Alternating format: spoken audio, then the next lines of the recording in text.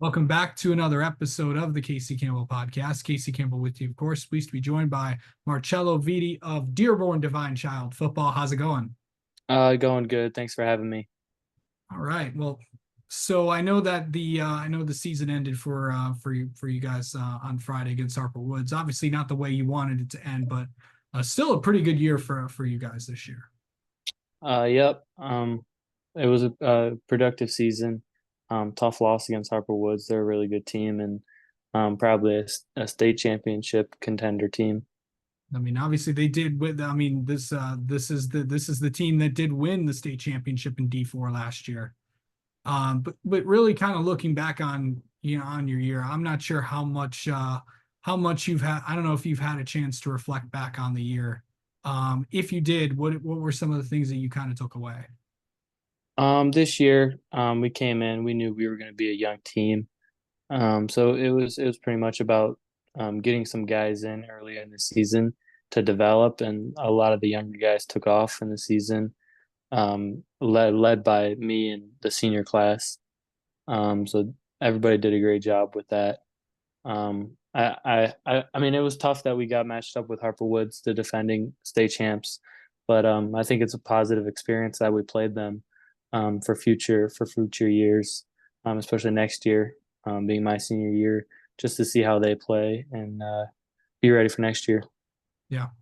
I know obviously a lot of people have talked about Divine Child over the years and stuff like that. And obviously a lot of people have talked about you and what you've been able to do on the field. But overall, just from just an overall player's perspective, just as you just trying to get better as a football player, what were some of your goals coming into the season just to get better at your position and stuff?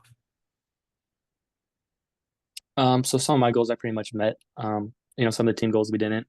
But I would say rushing yards, I would say I would accomplish. I had a lot of touchdowns, 25 on the season. Just get back to being fast, hitting holes fast, running aggressive, putting my head down, getting the first downs when we need them. Knowing what to do, being able to be versatile coming out the backfield. I had I think 1,600 total offensive yards. Defensively, I wanted to continue tackling well, but I think I could improve on kind of attacking the ball in the air. I have a lot of PBUs, but I kind of want to change that next year. Get some of half of those PBUs and interceptions. I tend to go for hits when I see a guy about to catch the ball, so I kind of want to change that, become more of a ball hawk. Yeah. Just always with the season ending and to say goodbye to a lot of the players that you've played with for most of your high school years. And but what was that like to say goodbye to the senior class, which I know that's meant a lot to you in your career? Well, it was tough to say goodbye to them. I talked a little bit to all of them after the game. I just told them I respected all of them. I liked the way they came into practice every week, every day. Honestly, they came in to lift. They were excited to play every day. You don't usually get that in high school. You got some guys that don't really want to be on the team. Their parents make them for whatever reason. But those guys cared, and they'll always have my respect. And a lot of those guys are my friends. Yeah. Just to kind of go through what this off season is going to be like. Now, obviously, the focus for you is to get ready for next year. So, kind of take us through like what this off season is going to be like for you. So I'm going to continue to do what's been working for me. I think Johnny Drake, my speed trainer, has been a lot of help for me, especially this year. I felt a difference in speed. So I'm going to continue training with him almost every day, continue lifting at home with my dad, who, I mean, got me, I think, 30 pounds heavier in muscle. I mean, I'm benching almost 4 plates now. So just continue doing that, and then continue working with my running back skills with Edwin Baker, and then my DB skills with Dame Webb, and just perfecting my craft. Yeah. So to play, just to overall play for this program, I know I ask you this a lot, but what does it mean to represent Divine Child and all the things that that program's been able to do? It means a lot to me. Just putting on the jersey and then taking it off, especially I felt that after the Harper Woods game. I mean, it kind of hit me that it's my last season at Divine Child next year. I got little time. Um, so it was kind of a reality shock. And I mean, it means a lot to me just to be around that community, strong community with a lot of people that care about everybody who's in the community. And it's got a long tradition. I got the shirt on right now, tradition. So kind of just a lot of the guys that played way before have come back, tell stories about what it was like to play for Devon Child.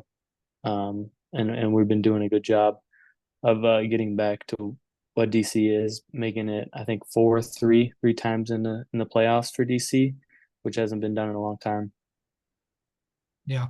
And also, I know obviously with the division like it is, I know the Catholic League went through you know, a lot of teams, teams that you haven't played in a while and stuff like that. But what's it like playing teams like U of D and Lumen Christi and all those and a lot of really tough teams on your schedule that that only are going to make you better. I actually I like playing those tough teams. I'd rather have a harder schedule than a lighter schedule. Um, some people might think, oh, you're in D4, you're not playing a lot of competition, but I mean, they're completely wrong. You probably have like one of the hardest leagues. I mean, Lumen Christi, they're winning state championships every year. UD has been a really good team. Um, Toledo St. Francis, they just got in our league. They're almost state championship contenders in Ohio. So I mean, it's fun going against best competition. Yeah. And also I know that you mentioned that you're heading into your senior year. First off, can you believe that? No, it's actually crazy. I know obviously you still have most of your junior year left to go, but this is obviously going to be the full focus for you going into this next year. But and also I know also you have a pretty big decision to make before the senior year starts, which is of course where you're going to go play, your college football and stuff like that. I know you've been pretty busy logging the travel miles, the frequent flyer miles and all that stuff. But what's it been like kind of this recruiting process? Because I know the next few weeks you're going to be traveling to a lot of places. Honestly, the recruiting process has been a blessing. Just to being able to go through it. I know everybody isn't able to. Some people wish they could, go on visits and talk to coaches, and I'm just grateful I can do that. And people, um, appreciate what I do every day and how hard I work. And I'm glad people look at that, and I can receive something for that. So it's kind of I'm just grateful. Yeah. Is it tough trying to decide, like, because I know there's a lot of schools that are after you and stuff like that. Is it tough trying to decide to, everyone does like top 10 and all that fun stuff? Have you gone through that process yet and stuff like that? So I haven't really gave out any top this, top that with a bunch of edits. I'm not really that type of person. But it's definitely hard to. I know in a couple months, I'm gonna have to say no to a couple schools. A lot of coaches that I have made really good relationships with. So just thinking about kind of makes me I don't just feel bad kind of. Um, but it's part of it, and those coaches have been through it like 100 times. So I guess it's just another day for them. Absolutely. All right. Marcello, thank you so much for the time as always, and congrats on a great year, and we'll talk to you soon. All right, thank you for having me.